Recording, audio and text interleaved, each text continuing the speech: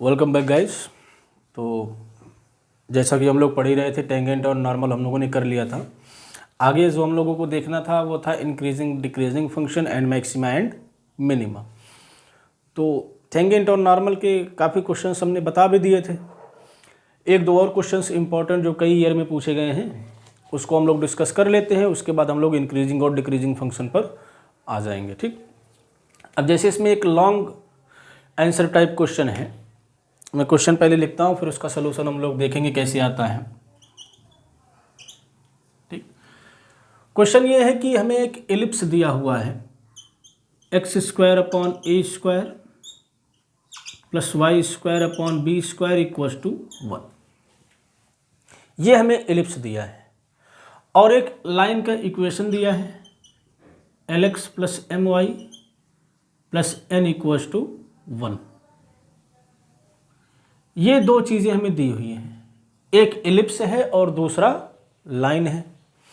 तो हमसे कंडीशन पूछ रहा है कि ऐसी कौन सी रिलेशन होगी, ऐसी कौन सी कंडीशन होगी कि ये जो लाइन है वो उस पर कहीं ना कहीं टेंजेंट हो जाएगा। मीन्स हमें एक कंडीशन फाइंड आउट करना है कि इस एलिप्स पर ये जो लाइन दी है ये कहीं पर टेंजेंट बन जाएगी।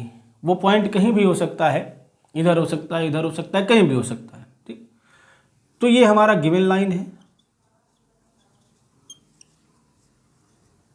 बराबर 0, 0 है शायद, हाँ 0 है। और ये हमारा एलिप्स का इक्वेशन है, ये हमारा है। ठीक, तो क्वेश्चन आई होप आपको समझ में आया। हमें कंडीशन निकालनी है कि ये जो लाइन है वो उस एलिप्स के किसी पॉइंट पर जरूर टेंजेंट बन जाएगा। ठीक, तो देखिए प्रोसीजर क्या होगा भाई, कर्व है तो उसके हर एक पॉइंट पर हम टेंजेंट ड्रा कर सकते हैं। तो मान लेंगे कि पॉइंट x1 y1 है, क्या मान लेंगे, पॉइंट x1 y1 है कि जिस पर अगर हम टेंजेंट ड्रा करेंगे तो ये लाइन आ जाएगी। ठीक, अब एक लाइन तो आपको ये टेंजेंट दिया हुआ है और एक तरीका हम जो जानते हैं टेंजेंट निकालने का उससे निकालेंगे। भाई हमें पता है ना टेंजेंट का इक्वेशन क्या होता है, y - y1 mx - x1। तो हमें क्या करना है, इस पॉइंट पर टेंजेंट का इक्वेशन लिखना है और जो हम निकालेंगे उसको इससे कंपेयर कर देना है, तो जो बनेगा वही रिक्वायर्ड कंडीशन हो जाएगी। तो देखिए फ्रॉम फर्स्ट dy/dx हम कर्व से निकालते हैं। फ्रॉम फर्स्ट हमें dy/dx निकालना है, मीन्स हमें क्या करना होगा, 1 को डिफ्रेंशिएट करना होगा। Not differentiating with respect to x to 1, तो अगर डिफ्रेंशिएट करेंगे तो क्या बन जाएगा, 2x/a² + 2y/b² dy/dx = 0 हो जाएगा। ठीक, अब यहां से dy/dx निकाल लीजिए, ये इधर आएगा, देखिए 2 कॉमन है, एलिमिनेट कर देंगे, 2 से डिवाइड कर देंगे दोनों साइड में, वो इधर आएगा तो x - a² हो जाएगा, x/a² माइनस में, और b² से मल्टीप्लाई हो जाएगा क्रॉस, तो ये क्या आ जाएगा, b² x/a², और ये y नीचे आ जाएगा। ये बन गया dy/dx। अब हमने जो पॉइंट माना है वो x1 y1 माना है, तो यहां पर x और y की जगह पर क्या रख देंगे, x1 y1 पुट कर देंगे। x1 y1 रखने पे जो मिलता है वो क्या होता है, टेंजेंट का स्लोप होता है।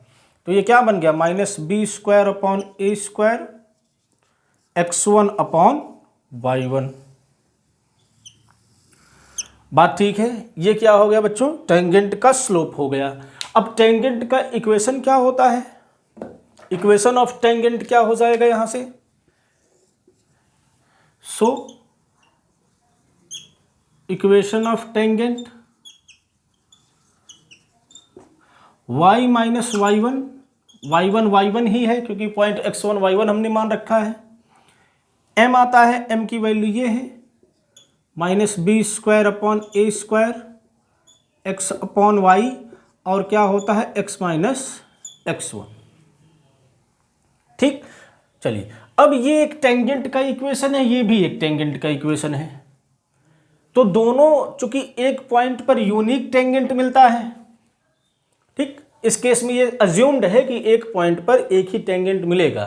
ठीक, इसका मतलब ये मान के हम लोग चल रहे हैं कि जो कर्व दिया है वो स्मूथ कर्व है, हर एक पॉइंट पर डिफरेंशिएबल है। क्लियर है? तो अब ये टेंजेंट और ये टेंजेंट सेम हो जाएगा, और जब सेम हो जाएगा तो हम x और y के कोफिशिएंट को भी सेम कर सकते हैं, कांस्टेंट को अलग सेम कर सकते हैं। तो वहाँ से हमें कंपेयर करने से x1 y1 की वैल्यू मिल जाएगी और उसे उठाकर हम रख देंगे। चलिए, तो पहले कंपेयर करने के लिए हमें इस फॉर्म का बनाना पड़ेगा, x का कोफिशिएंट अलग, y का कोफिशिएंट अलग और कांस्टेंट टर्म को अलग करना पड़ेगा। चलिए, इसके बाद थोड़ा सा कैलकुलेशन हम लोग करते हैं। कैलकुलेशन क्या, मैनिपुलेशन करना है, इसको आप लोग लिख लीजिएगा वीडियो पॉज करके। आगे बढ़ते हैं।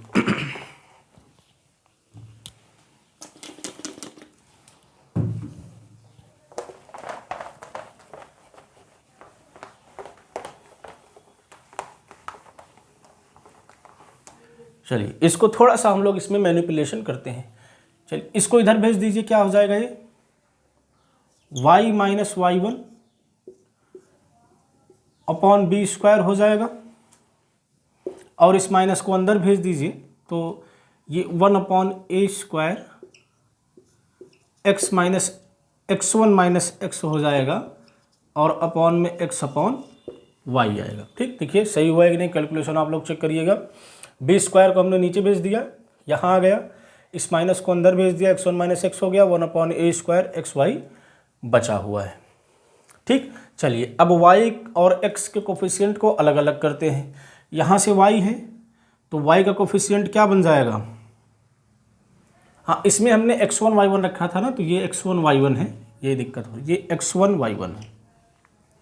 ठीक, चलिए इसको इधर भेज दीजिए, y1 स्क्वायर को इधर भेज दीजिए, क्या बन जाएगा ये y1 upon b square y minus y1 equals to x1 upon a square x1 minus x. ठीक, y के कोफिशिएंट को एक साथ करना है, x को अलग करना है, इसको अंदर मल्टीप्लाई कर दीजिए, क्या बन जाएगा ये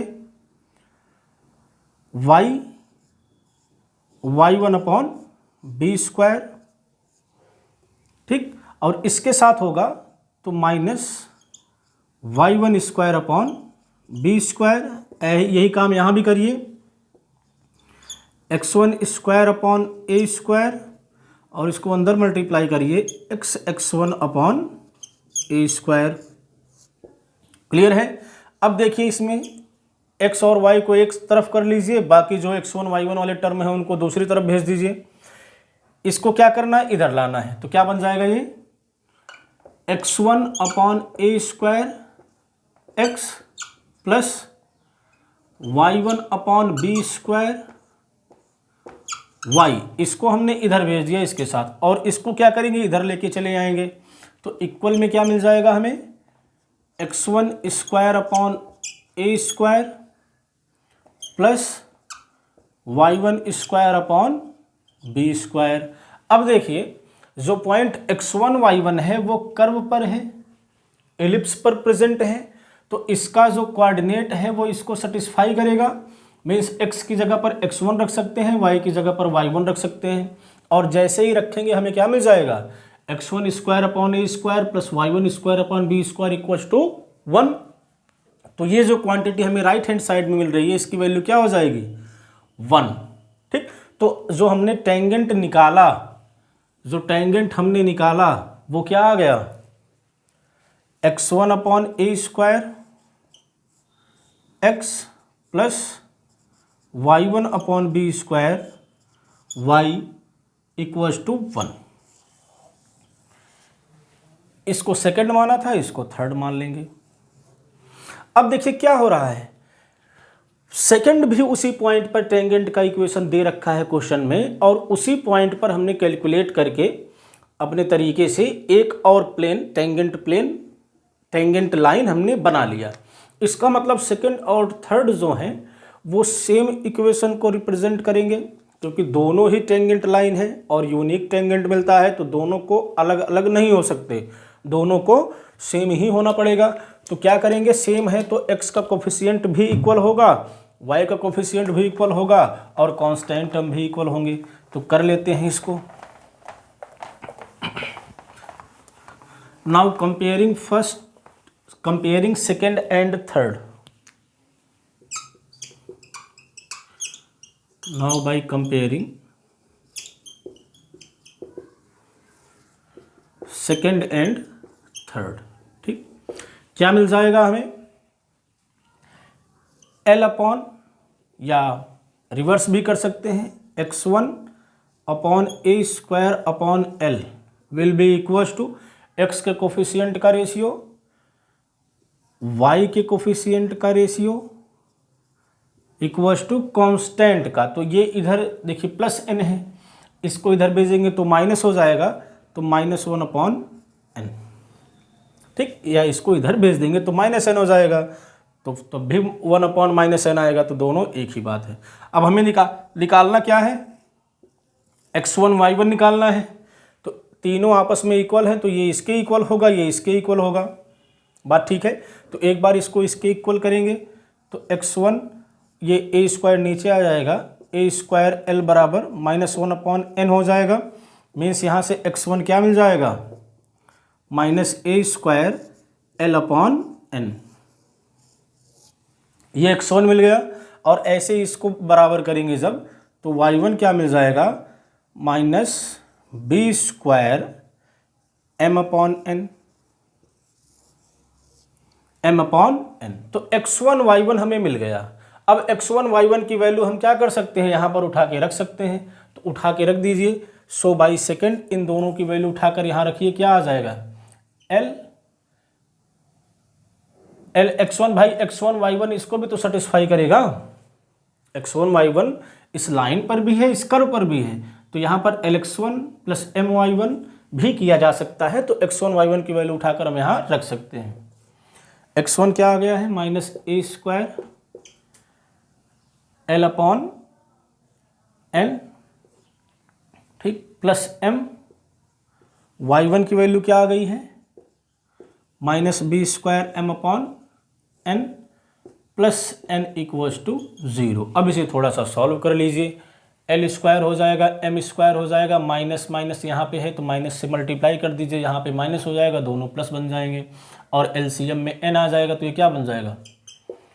a square l square plus b square m square minus n square बराबर 0। तो यही कंडीशन आपको दिया रहता है कि बताइए कि अगर ये लाइन उस इलिप्स पर टेंजेंट है तो ये कंडीशन सेटिस्फाई होगी। और ये कई ईयर्स में पूछा है आपसे, 2013, 12, 11, 10, 8, 6 ना, 6, 8, 10, 11, 12, 13 कई ईयर्स में पूछा है। तो सबसे पहले तो आपको तरीका पता होना चाहिए। भाई हमने क्या किया? दिखाना था कि ये जो है, हमें दिया था कि ये जो लाइन है वो इस पर टेंजेंट है, तो क्या कंडीशन, क्या रिलेशन मिलेगा LM और N में। तो हमने क्या किया? इसको भूल गए। हमने मान लिया ठीक है ये टेंजेंट लाइन है तो ठीक है होगी, लेकिन हमें तरीका भी तो पता है टेंजेंट लाइन निकालने का। तो हमने इसको हटा के इसके किसी पॉइंट x1 y1 पर टेंजेंट का लाइन का इक्वेशन हमने निकाल लिया, जो तरीका हमें पता है डिफ्रेंशिएट करके। अब चूंकि ये भी लाइन टेंजेंट लाइन है और जो हमने निकाला है वो भी टेंजेंट लाइन है, तो दोनों सेम ही हो जाएंगी। तो x के कोफिशिएंट का रेशियो, y के कोफिशिएंट का रेशियो और कांस्टेंट टर्म का रेशियो सबको बराबर होना पड़ेगा, क्योंकि दोनों सेम ही है।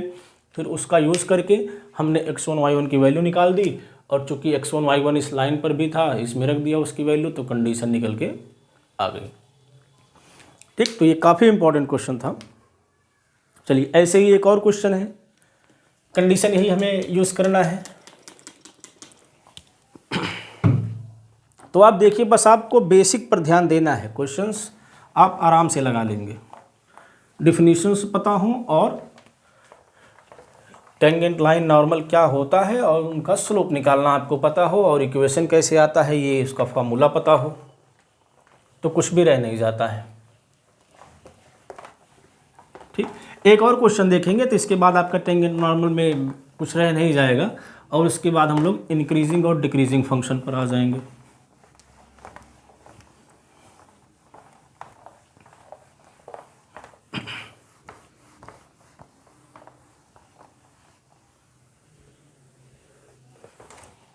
चलिए एक और दिया है, ये भी कई बार पूछा है 2005 में, 9 में, 13 में। Prove that for all values of n straight line x upon a plus y upon b equals to 2 touch to the curve x by a to the power n plus y upon b to the power n equals to 2। ठीक है, चलिए दूसरा question. हमें एक curve दिया है x by a to the power whole n plus y upon b to the power whole n equals to 2, और एक लाइन दिया है, लाइन भी कर्व ही होता है, हैविंग कर्वेचर 0 इक्वल्स टू, ठीक, ये दिया है। हमें क्या दिखाना है कि पॉइंट ए कॉमा बी पर ये जो लाइन है वो टेंजेंट लाइन होगी, ये जो लाइन है वो टेंजेंट लाइन होगी। मीन्स क्या करना है, हमें इस कर्व पर पॉइंट ए बी पर सिंपली टेंजेंट का इक्वेशन निकालना है और दिखा देना है कि जो टेंजेंट का इक्वेशन आएगा वो यही होगा। ठीक, टच का मतलब क्या होता है, टेंजेंट लाइन। ठीक, चलिए दिखाते हैं सॉल्यूशन। ये भी कई बार पूछा है 13 में, 8 में, 5 में, तो इम्पॉर्टेंट है, इम्पॉर्टेंट क्वेश्चन है। चलिए तरीका वही है, dy बाई डी एक्स निकालना और टेंजेंट के फॉर्मूले में रखना। इसको 1 मान लीजिए। नाउ डिफरेंशिएटिंग 1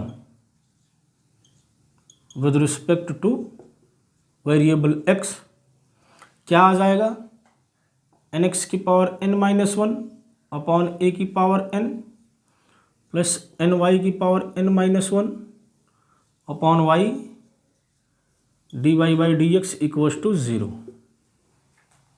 आ जाएगा। यहाँ से dy बाई डी एक्स हमें निकालना है, तो पहले इसको इधर भेज देते हैं, तो ny की power n minus 1 upon b की पावर n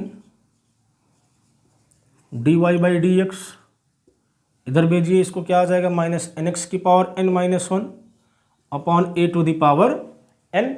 अब क्रॉस मल्टीप्लाई कर दीजिए, dy बाई डी एक्स क्या आ जाएगा, देखिए b की पावर n ऊपर आ जाएगा, माइनस साइन लगा रहेगा, b की पावर n, और इधर से a की पावर n को ले लीजिए, दोनों को एक साथ कर दीजिए, तो ये हो गया, माइनस का भी यूज़ हो गया, n से n कैंसिल आउट हो जाएगा। ठीक, और ये x अपॉन वाई की पावर n माइनस 1 बन जाएगा, यहाँ भी पावर n माइनस 1 है, यहाँ भी पावर n माइनस 1 है, ये आ जाएगा। अब हमें निकालना कहाँ है, a कॉमा b पर, तो dy by d x at a comma b क्या आ जाएगा, ये तो ऐसे ही रहेंगे, इसमें x की जगह पर a रख देंगे, y की जगह पर b रख देंगे कि पावर n माइनस 1। अब देखिए क्या आ जाएगा, यहाँ पर b की पावर n है, नीचे b की पावर n माइनस 1 है, तो सिर्फ एक पावर बचेगी, मीन्स माइनस b, और यही काम a के साथ होगा, तो स्लोप क्या आ गया, m की value minus b upon a। So equation of tangent क्या हो जाएगा, so equation of tangent at a comma b means x1 y1 क्या है, a कॉमा b है, तो y minus y1 means y minus b equals to m means minus b upon a x minus x1, यही बनेगा। ठीक, अब इसको solve करिए, क्या आ जाएगा, क्रॉस मल्टीप्लाई कर दीजिए, इसको इरेज कर देते हैं। कैलकुलेशन आप लोग क्रॉस चेक करते रहिए, क्योंकि कहीं प्लस माइनस का समस्या ना आ जाए।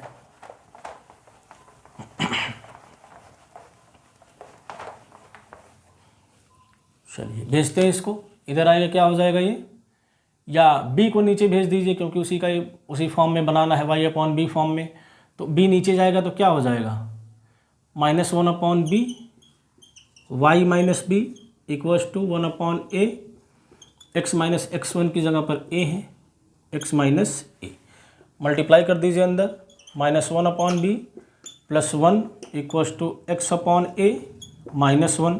ठीक, इसको इधर भेजिए, इसको इधर भेज दीजिए, तो क्या आ जाएगा, x upon a plus y upon b equals to 2।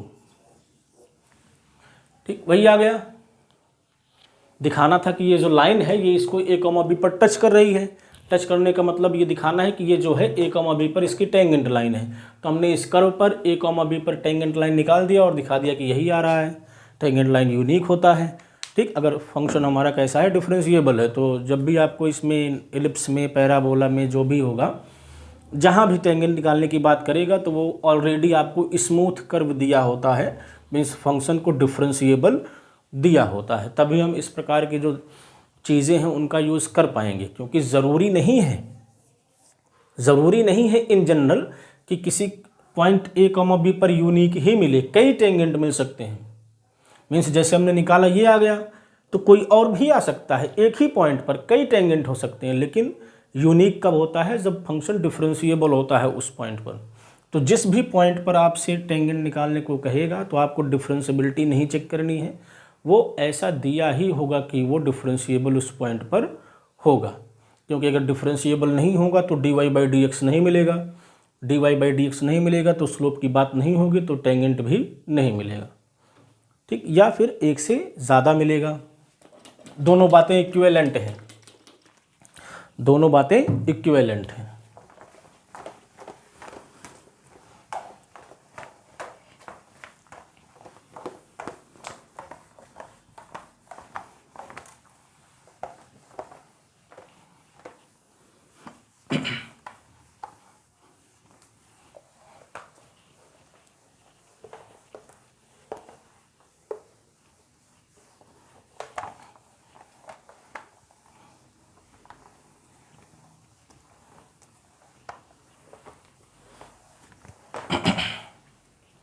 ठीक,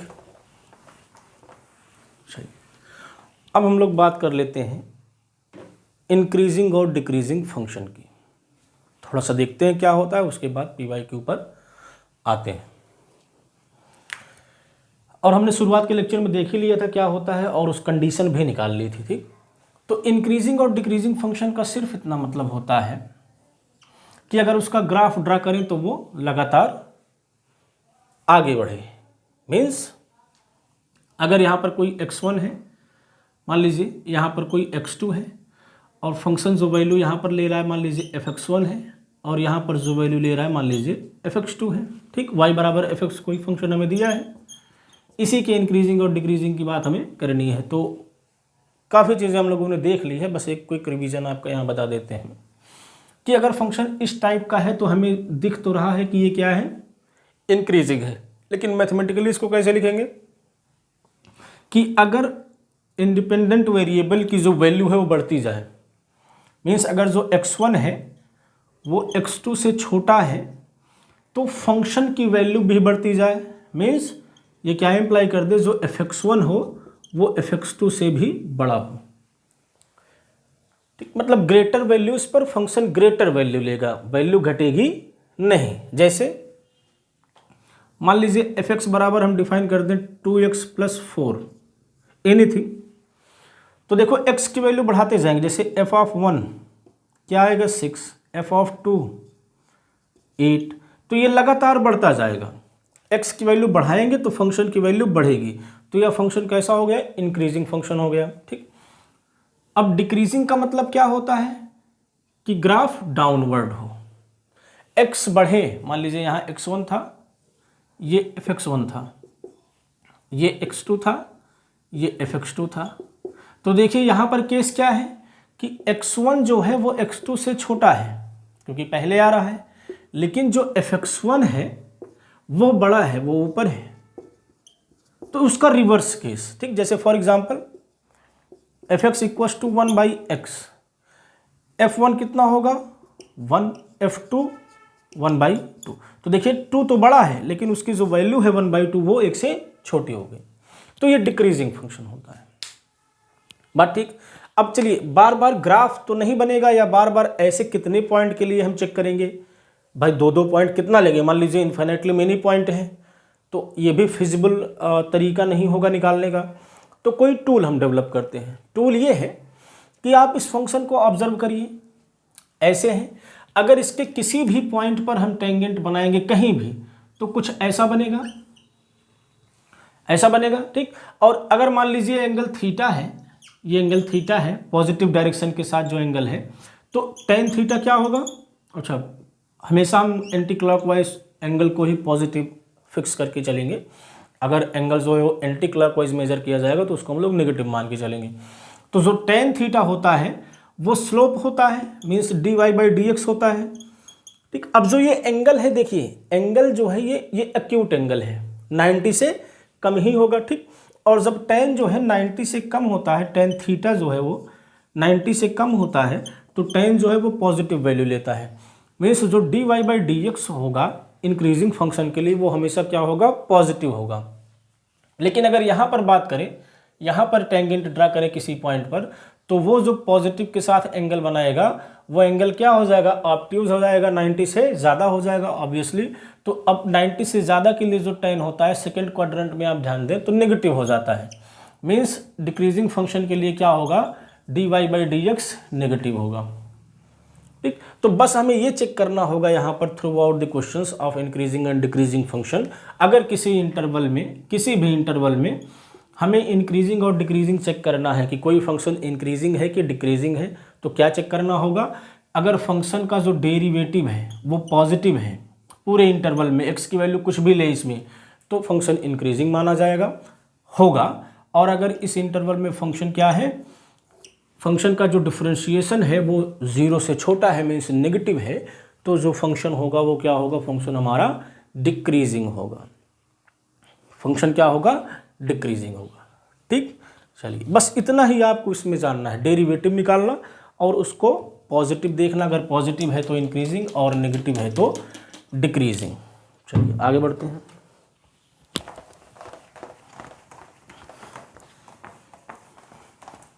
और इसी को नेसेसरी एंड सफिशिएंट कंडीशन भी कहा जाता है। किसी फंक्शन के इंक्रीज या डिक्रीज करने का नेसेसरी एंड सफिशिएंट कंडीशन क्या होता है कि इंक्रीज तभी करेगा जब उसका डेरिवेटिव पॉजिटिव हो, और अगर डेरिवेटिव पॉजिटिव है तो इंक्रीज करेगा।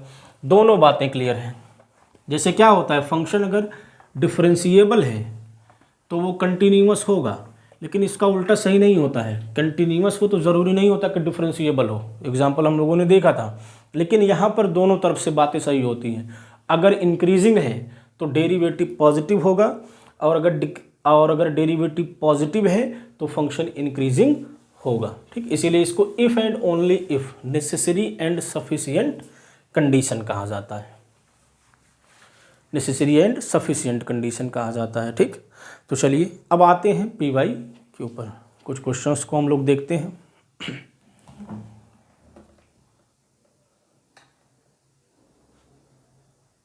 चलिए जैसे पहला सवाल है इसमें,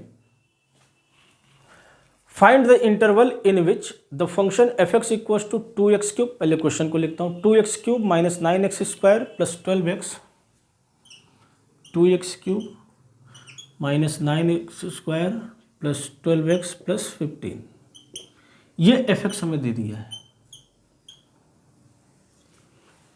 पता करना है हमें कि ये फंक्शन किस इंटरवल में इंक्रीज करेगा और किस इंटरवल में डिक्रीज करेगा, ठीक, यही है।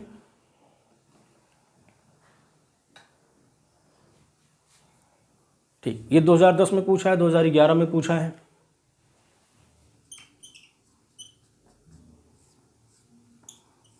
ये हमें पता करना है भाई, क्या है कि इंटरवल दिया रहेगा तो उसमें डेरिवेटिव निकाल के हम आसानी से देख सकते हैं कि उसमें पॉजिटिव है कि नेगेटिव है।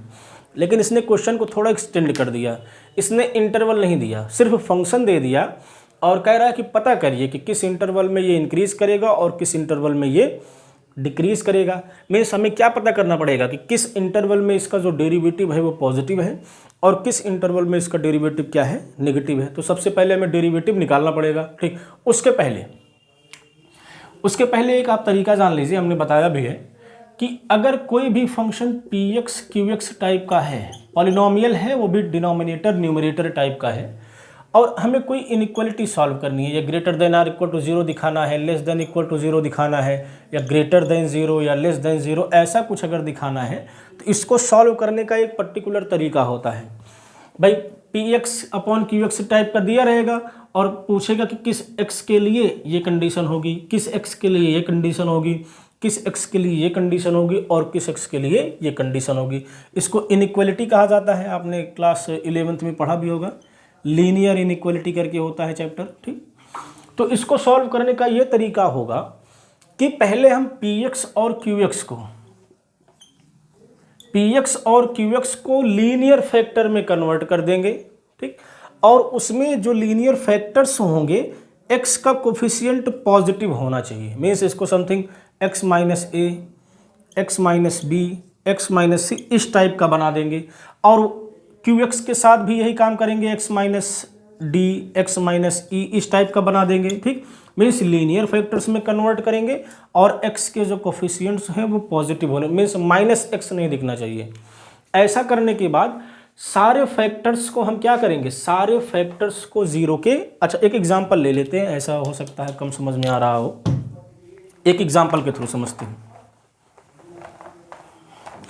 जैसे px और qx कुछ भी दिया होगा, ठीक, तो मान लेते हैं जो px है उसको हमने लीनियर फैक्टर में कन्वर्ट कर दिया, क्या आ गया x माइनस 1, x माइनस 2। ठीक, और जो qx था मान लीजिए आ गया x माइनस 3, x माइनस 4 आ गया। ठीक, तो अब मान लीजिए पूछ रहा है कि x की किस वैल्यू के लिए ये क्या होगा, पॉजिटिव होगा। तो देखो जो निकालने का तरीका होगा, पहले हम एक रियल लाइन बनाएंगे और उसमें इन फैक्टर्स को जीरो के बराबर करके x की वैल्यू निकालेंगे, सारे फैक्टर्स को जीरो के बराबर करके x की वैल्यू निकालेंगे। तो देखो यहाँ से x की वैल्यू क्या आएगा, 1 को रिप्रेजेंट कर देंगे, यहाँ से x की वैल्यू क्या आएगा, 2, ठीक, यहाँ से 3 और यहाँ से 4। 4 पॉइंट्स मिल गए। मीन्स हमने रियल लाइन को कितने पार्ट में डिवाइड कर दिया, 1 2 3 4 5। तो जितने पॉइंट्स मिलेंगे उससे एक ज़्यादा बार हमारा जो रियल लाइन होगा वो डिवाइड होगा। बात ठीक। अब इसमें जो तरीका है करने का, तरीका क्या है, इसमें ट्रिक कहिए कि जो सबसे राइटेस्ट पार्ट होगा उसे हम पॉजिटिव साइन देंगे, उसके बाद अल्टरनेटिवली नेगेटिव पॉजिटिव करते हुए चले जाएंगे। मीन्स ये जो एक्सप्रेशन है ये इस रीजन में हमेशा पॉजिटिव होगा, यहाँ पर हमेशा पॉजिटिव होगा और यहाँ पर हमेशा पॉजिटिव होगा, और इस रीजन में क्या होगा, नेगेटिव होगा। ठीक, तो ये इसको पॉलिनोमियल इनइक्वालिटी कहते हैं। इसको सॉल्व करने का तरीका हमारा यही होगा। अब जैसे इसमें ये है, इसको हम डिफ्रेंशिएट करेंगे और डिफ्रेंशिएट करने पर क्या आ जाएगा, चलिए करते हैं। Differentiating with respect to x क्या बनेगा, F dash x 6x square हो जाएगा, माइनस ये 9 था 18x प्लस 12। ठीक, अब पता करना है कि ये कहाँ कहाँ इंक्रीज करेगा, तो क्या पता करना होगा कि ये कहाँ कहाँ पॉजिटिव होगा ना। For fx to be increasing, for fx to be increasing we must have f dash x greater than 0। ठीक, नेसेसरी एंड सफिशिएंट कंडीशन। तो क्या होना पड़ेगा, 6x square minus 18x plus 12 को पॉजिटिव होना पड़ेगा। अब देखो यहाँ पर पर्टिकुलर केस में qx 1 हो गया तो कोई दिक्कत नहीं है, सॉल्व करने का तरीका वही होगा। अब इसमें देखिए 6 कॉमन है, उसको लेके डिवाइड कर दीजिए क्योंकि वो पॉजिटिव क्वांटिटी है, कोई फर्क नहीं पड़ेगा।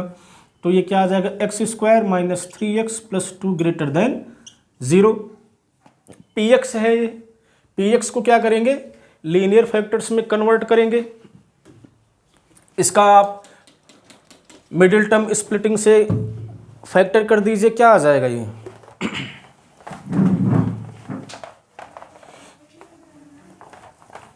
-2x माइनस x में टूट जाएगा ये, तो क्या बनेगा,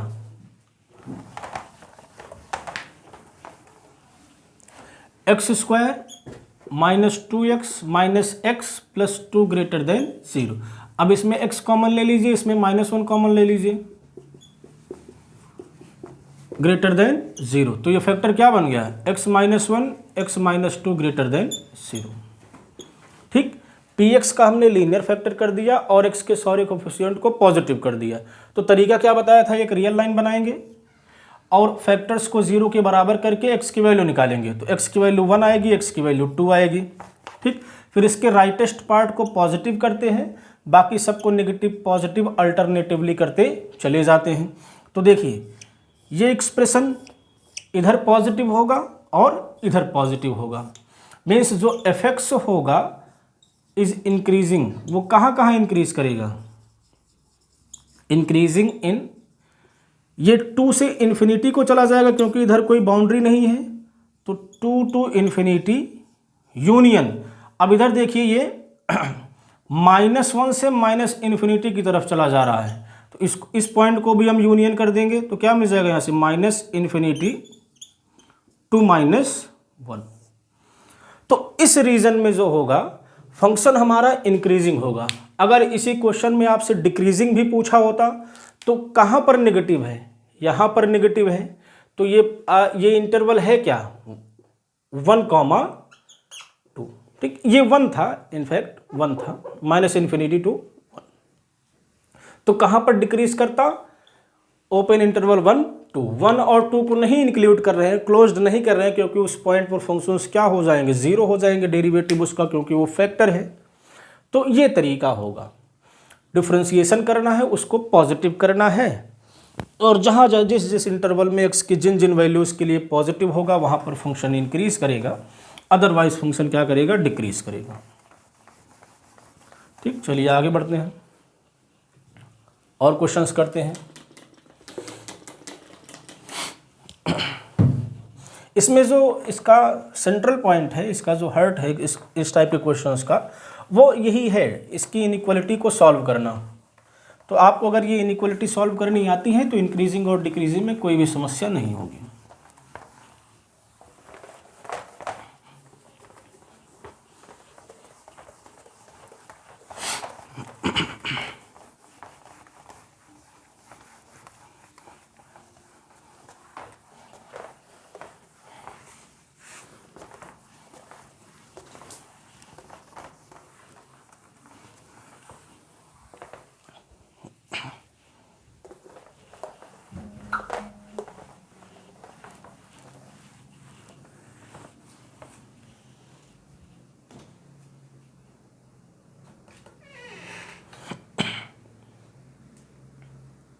चलिए अगले क्वेश्चन पर आते हैं, क्वेश्चन नंबर 2। इसमें जो दिया है, find the interval in which f x equals to, एक फंक्शन हमें दे रखा है F x equals to x+1 का होल क्यूब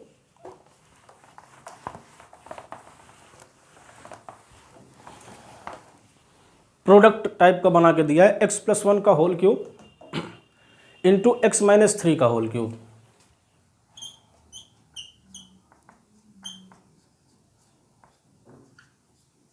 इंटू x-3 का होल क्यूब, ये एफ एक्स है। क्वेश्चन वही है कि इंटरवल फाइंड आउट करिए जहाँ जहाँ पर ये क्या होगा, इंक्रीजिंग होगा, और इंक्रीजिंग निकाल लेंगे तो डिक्रीजिंग तो वैसे भी आ जाएगा। ठीक, जहाँ जहाँ नहीं इंक्रीज करेगा वहाँ क्या करेगा, डिक्रीज करेगा। तो सबसे पहले हमें क्या करना होगा, फॉर इंक्रीजिंग एंड डिक्रीजिंग इसका डेरिवेटिव निकालना होगा और उसे पॉजिटिव चेक करना होगा कहाँ कहाँ पे वो पॉजिटिव होगा। तो चलिए पहले इसको डिफ्रेंशिएट करते हैं। ये भी आपका पूछ रखा है कई ईयर्स में।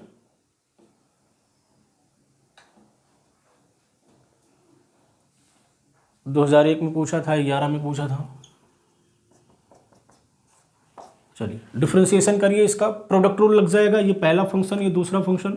चलिए पहले को छोड़ेंगे, दूसरे को डिफ्रेंशिएट करेंगे तो क्या आ जाएगा, 3x-3 का होल स्क्वायर, फिर प्लस आ जाता है, फिर दूसरे को छोड़ देते हैं, पहले को करते हैं 3x+1 का होल स्क्वायर।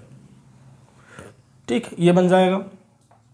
अब इसमें देखिए कुछ कॉमन है, 3 कॉमन है, x+1 का होल स्क्वायर कॉमन है, x-3 का होल स्क्वायर कॉमन है, इनको बाहर कर दीजिए। अंदर क्या बचेगा, यहाँ से x+1 बच जाएगा और यहाँ से x-3 बच जाएगा। ठीक, इनको ऐड कर लीजिए, x+1 का होल स्क्वायर, x-3 का होल स्क्वायर, और यहाँ पे क्या बन जाएगा, 2x-2, यहाँ भी 2 बाहर कर दीजिए, 6x+1 का होल स्क्वायर, x-3 का होल स्क्वायर, x-1, यही बनेगा। अब हमें पता करना है कि ये जो f' हमारा आया है ये कहाँ कहाँ पर पॉजिटिव है। So for increasing for increasing function, for increasing F dash x must be positive. ठीक, तो एफ डैश एक्स क्या है, 6x प्लस 1 का होल स्क्वायर, x माइनस 3 का whole square, x minus 1 must be greater than 0। अब आप यहाँ पर ध्यान दीजिए कि ये जो फैक्टर्स हैं, 6 तो हमेशा पॉजिटिव होता है, कोई फर्क नहीं पड़ेगा, 6 से डिवाइड कर देंगे। x प्लस 1 का जो स्क्वायर है ये हमेशा पॉजिटिव होगा, क्योंकि स्क्वायर किसी भी रियल नंबर का पॉजिटिव होता है। बस कंडीशन क्या होगी कि x 1 ना हो, क्योंकि अगर x माइनस 1 हो गया, x माइनस 1 ना हो, अगर माइनस 1 हो गया तो ये टर्म 0 हो जाएगा, तो टोटल क्वांटिटी 0 हो जाएगी, तो ग्रेटर देन 0 नहीं बन पाएगा। वही काम यहाँ भी है, x 3 नहीं होना चाहिए, बस x माइनस 1 ना हो, x 3 ना हो, तो ये फैक्टर्स कोई भी इफेक्ट नहीं डालेंगी। तो इफेक्ट सिर्फ कौन डालेगा, ये फैक्टर। जब ये पॉजिटिव होगा तो सारे पॉजिटिव हो जाएंगे, जब ये नेगेटिव होगा तो सारे नेगेटिव हो जाएंगे, क्योंकि ये या तो 0 हो जाएंगे या तो पॉजिटिव रहेंगे, नेगेटिव होने का इनका कोई चांस नहीं, क्योंकि होल स्क्वायर है। तो हमें सिर्फ कितना बचाना है कि ये 0 ना हो, तो लिख देते हैं condition x should not be equal to -1, x should not be equal to 3, इन दोनों का काम हो गया। अब इसको पॉजिटिव सिर्फ करना है, तो x must be greater then 1। ठीक, तो x के पास अगर ये कंडीशंस होंगी तो ये जो फंक्शन है हमारा वो क्या होगा, इंक्रीजिंग होगा। फंक्शन क्या होगा, इंक्रीजिंग होगा। ठीक, चलिए, मीन्स ये तो होना ही चाहिए, ये तो होना ही चाहिए, साथ में ये दो कंडीशंस हो। जैसे ये क्या दे रहा, x ग्रेटर देन 1, लेकिन 3 भी तो x 1 से बड़ा है, लेकिन 3 को हमें निकाल देना है, 3 को क्या करना है, निकाल देना है। और यहाँ भी x ग्रेटर देन 1 होना चाहिए, लेकिन वो -1 नहीं होना चाहिए। ठीक, चलिए आगे बढ़ते हैं।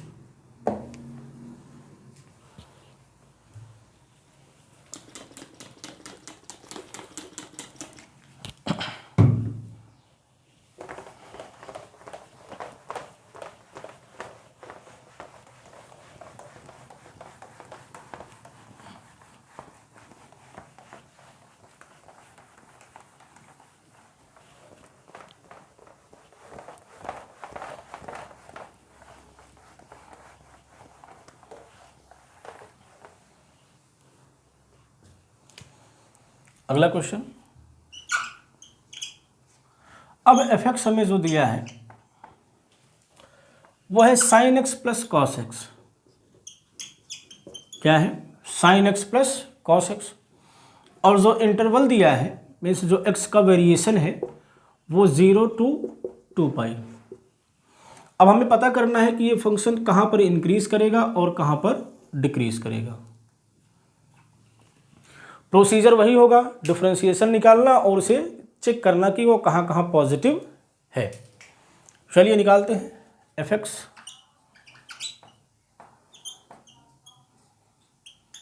sin x plus cos x. ठीक, तो f डैश x क्या आ जाएगा, साइन का हो जाता है कॉस और कॉस का माइनस साइन। क्लियर है। अब देखिए इसे डायरेक्ट हम चेक करें कहाँ कहाँ पॉजिटिव है, तो कॉस और साइन दोनों अलग इनइक्वालिटीज़ हैं। तो हम ऐसा कुछ करना चाहते हैं कि ये जो है या तो सिर्फ साइन में आ जाए या तो सिर्फ कॉस में आ जाए, एक ट्रिग्नोमेट्रिक रेशियो बन जाए, क्योंकि दोनों को कंपेयर करना, दोनों में चेक करना थोड़ा सा टिपिकल हो जाएगा उससे भी, लेकिन काम को और आसान कर लेते हैं। तो देखिए इसमें हम क्या करें, अगर इसको हम ऐसे लिख लें,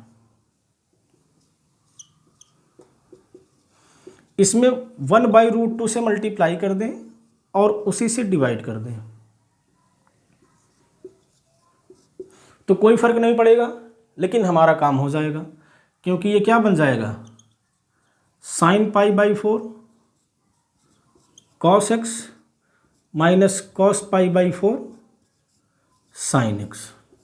ठीक, अब √2 से ही क्यों डिवाइड और मल्टीप्लाई किया, उसका जवाब ये है कि cos की दोनों की वैल्यूज़ π/4 पर सेम होती है, तो फॉर्मूला बिल्ड हो सकता है।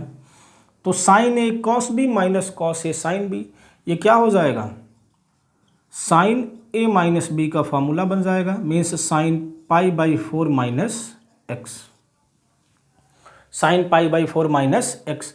अब जो कि एंगल जो होता है वो आगे होता है थीटा माइनस एक्स टाइप का होता है, तो माइनस को बाहर ले लेते हैं और ये क्या हो जाएगा, minus sine x minus pi by 4, क्योंकि साइन माइनस थीटा क्या होता है, माइनस साइन थीटा होता है। अगर इसकी जगह पर कॉस होता तो इसको रिवर्स करने से कोई फर्क ना पड़ता। तो क्या आ गया हमारा F dash x, minus sine x minus pi by 4। अब हमें पता करना होगा कि ये कहाँ पर पॉजिटिव होगा। अगर इंक्रीजिंग चेक करना है, और जैसे इंक्रीजिंग चेक करेंगे उसी मैनर में हम डिक्रीजिंग भी चेक कर लेंगे, तरीका वही होगा। ठीक, तो अब देखिए जो x का वेरिएशन दिया है वो 0 से 2 पाई दिया है, अगर एंगल में x है, लेकिन यहाँ एंगल में क्या आ रहा है, x माइनस पाई बाई 4। तो अगर x यहाँ से यहाँ है तो हमें पता करना पड़ेगा x माइनस पाई बाई 4 कहाँ से कहाँ होगा, क्योंकि यहाँ पर एंगल क्या है, x माइनस पाई बाई 4 है। तो इसको पहले पता कर लेते हैं। सिंस जो x है वो कहाँ से कहाँ है, 0 से 2 पाई के बीच में है, 0 से 2 पाई के बीच में है। तो x में से पाई बाई 4 यहाँ पर माइनस हुआ है, तो तीनों साइड से माइनस पाई बाई 4 कर दीजिए। तो 0 minus pi by 4 less than or equal to x minus pi by 4 less than or equal to 2 pi minus pi by 4। क्या आ जाएगा ये, minus pi by 4 less than or equal to x minus pi by 4 and less than or equal to 7 pi by 4। तो जो अब angle है वो कहाँ से कहाँ वेरी कर रहा है, माइनस पाई बाई 4 से 7 पाई बाई 4 में। बात क्लियर है। अब हमें पता करना है कि इस इंटरवल में, अब जो इंटरवल बना वो क्या बन गया, x belongs to minus pi by 4 7 pi by 4, ये इंटरवल बना। अब अगर हम पता कर लें कि किस एंगल के लिए ये पॉजिटिव होगा और किस एंगल के लिए नेगेटिव होगा तो काम हो जाएगा। तो देखते हैं किसके लिए होगा।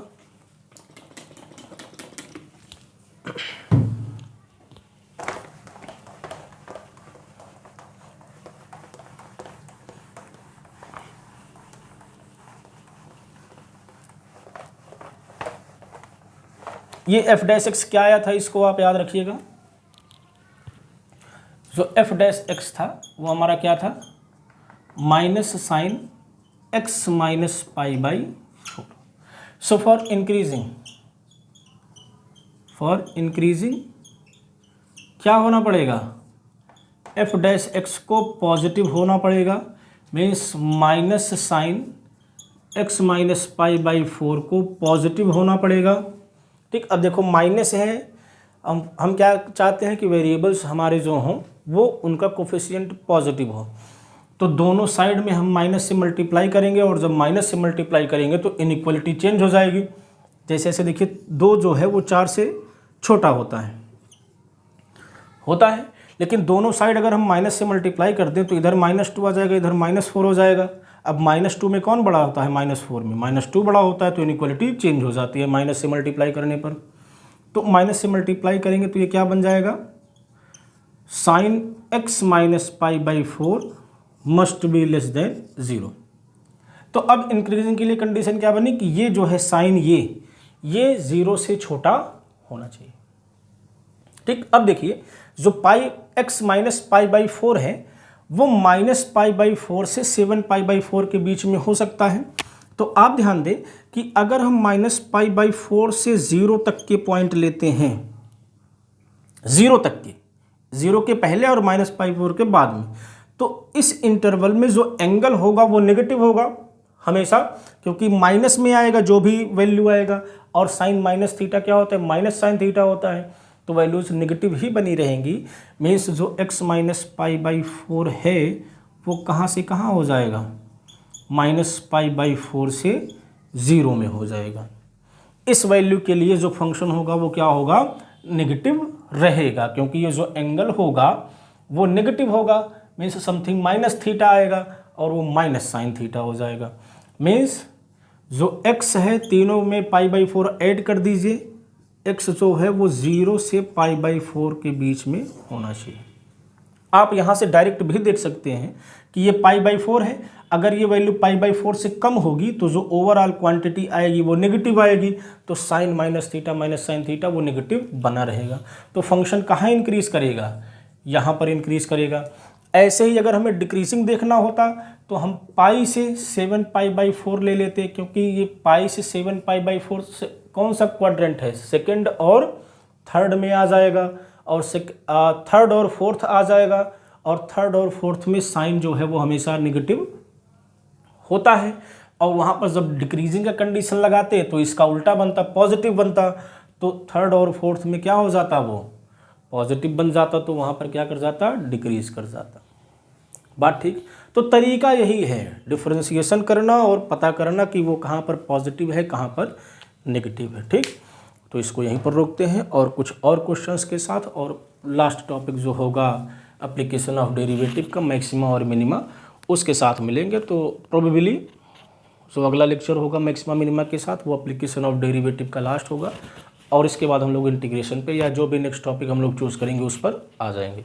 सो थैंक्स फॉर टुडे, मिलते हैं।